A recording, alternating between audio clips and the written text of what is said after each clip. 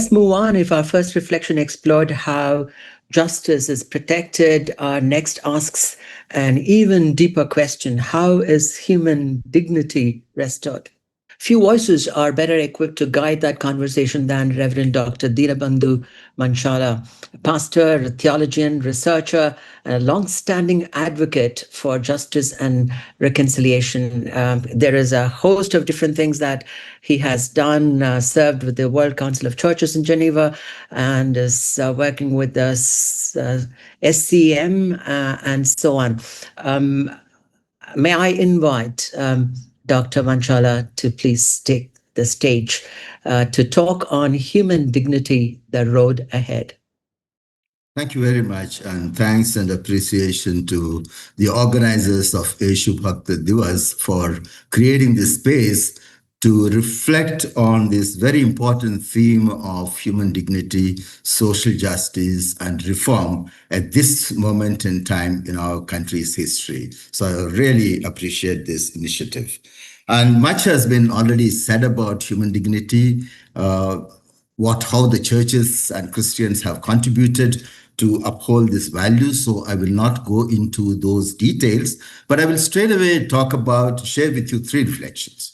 One, I was asked to choose between whether I would like to speak on Dalit dignity or human dignity, but I chose to speak on human dignity for three reasons. One is to affirm the Dalit movements, because the Dalit movements today are vibrant, pervasive, powerful, and dynamic, and there is greater consciousness among the Dalits about the sources of their oppression and marginalization. There is Dalit literature, and there is also greater consolidation and partnership among Dalits and Bahujans and Dalit Christians and Dalit Muslims and Dalit Hindus and all of that. So what the Dalit movements are now committed is to work towards a caste-free society. So therefore, in affirmation of that, I would like to focus on human dignity. Number two is that, it is also not just as much as we celebrate the legacy of the church's witness, but we must also take this time as a time to look within, to introspect ourselves, to acknowledge and recognize the shameful presence of and practice of caste within our own communities and our own churches. We do know that many of our churches and church communities are caste ghettos.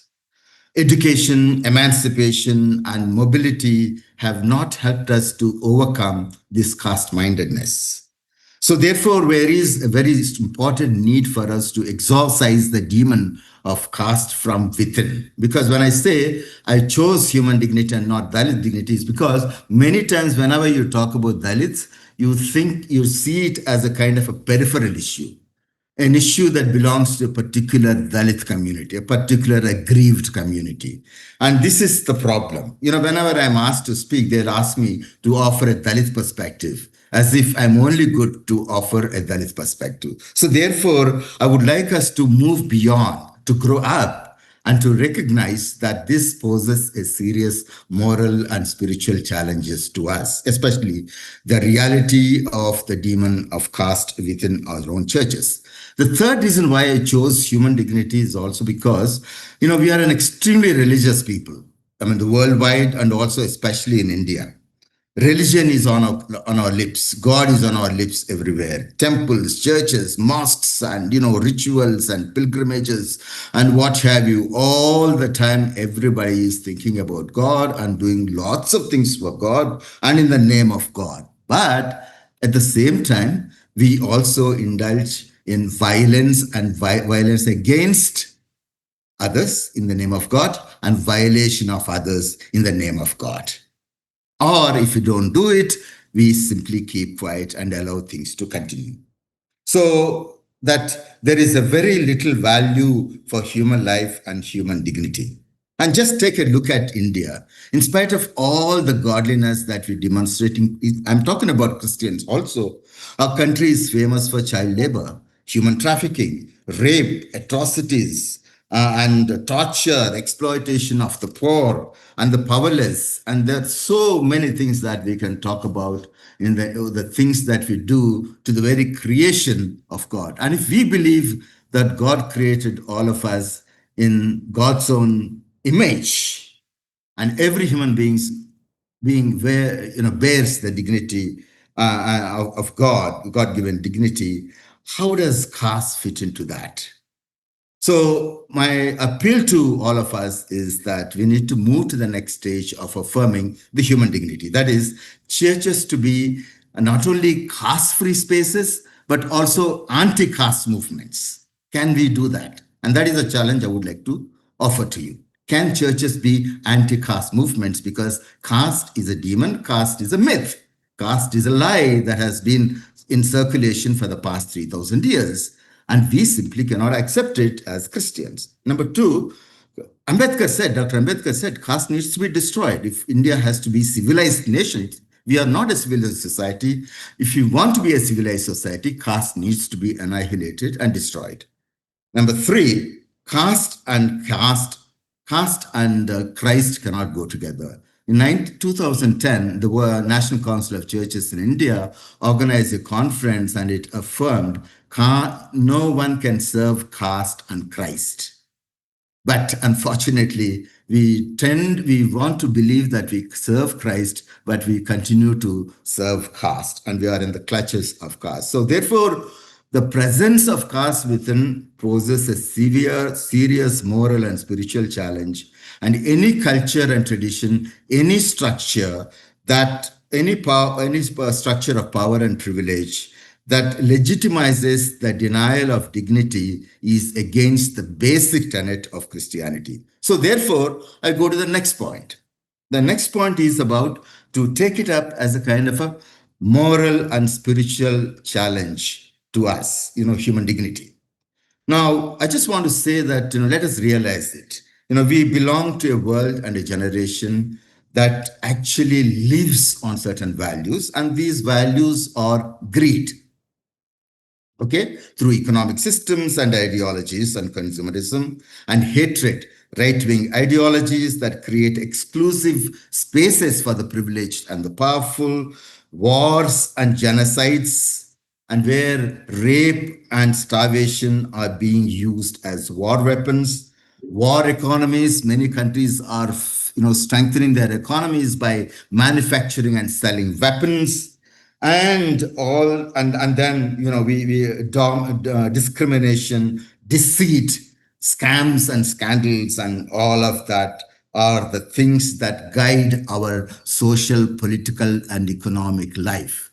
So in other words, we are a generation of people who are guided by the base instincts, not by finer human values. And that is a kind of a ethos that we live in. Now, there is no view of life that holds the life in its sanctity and also the interconnectedness and interdependence. Unfortunately, let's take a look at it, whether racism, sexism, classism, casteism, poverty, misery, all these, view that certain people are inferior and some others are, are superior. So that is a kind of a ethos that we live in. And we as Christians, we are also slaves or captives to this value orientation and cultures.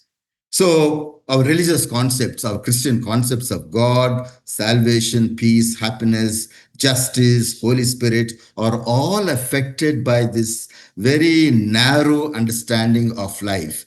We conceive life basically in terms of our own life and our own community's life and our own family's life, but we don't think of the vast matrix or the web of life that God has created in God's own image, in beauty and in wisdom. So therefore, we need to get rid of these popular theologies, the otherworldly, individualistic, middle class, prosperity, church-based theologies, and rediscover a theology that affirms the dignity and the sanctity of God's creation in its interconnectedness and interdependence. And the third point, the last point, is to that, we are living through a time when there is unabashed, unbridled, shamelessly glorified, aggressive assertion of the powerful and the privileged. And that is the kind of ethos that we are living in. All over the world, there is a normalization of injustice and abuse of power. Take a look at US and Israeli aggression, the Russian invasion, the military and technological powers perpetrating their hegemony for power and profit. And quite in India too, there are similar forces at work, like Hindutva, in the name of nationalism, patriotism, cultural pride, is nurturing and sowing a nurturing hatred and division. Denying the human rights, dignity, justice, and freedom, and the aspirations of the poor. Now, we are also, we must also recognize that this regime and these ideologies are also slowly beginning to restrict or deny the opportunities of education and employment for many of the Dalits, many of the backward sections, many of the depressed classes that have seen the light of the day in the past. But today, in the independent India, institutionalized churches, we seem to have forgotten that legacy. We are too busy with our institutions, protocols, properties, politics, scams, and scandals. And even though many are being marginalized, even though many of us have been the benefits of that legacy, but we seem to have completely forgotten that particular legacy. So at the same time, churches are too busy with meaningless, ungodly preoccupation with survival and expansion that lacks moral sensitivity and moral responsiveness. And I think this is where we need to realize, what are we as churches? Do we simply exist as religious communities or as movements? So therefore, my friends, we need to reclaim the legacy of witnessing to a new life and accompany those who are being pushed to the margins, beyond margins in the present situation. Many of the young people from the rural and urban areas have no opportunities and no possibilities for any kind of emancipation. What are we going to do about it? So let us continue our work of affirming human dignity of all people. Let the church be an anti-caste movement. And let us also not condone or legitimize discrimination in any form, but nurture life. And then reclaim the legacy of transformation. Transformation by denying the life and earth denying spiritualities. Let me in the end remind, just bring before you a story that I always liked. John's disciples went to Jesus and asked him, "Are you the one to come, or shall we look for another?" And he asked them, "What do you see?" He said, they said, "Well, the poor, the blind see, the lame walk, and the poor have good news preached to them." The locale of the power of love of God is at the margins, and that is where we need to get there. Thank you very much.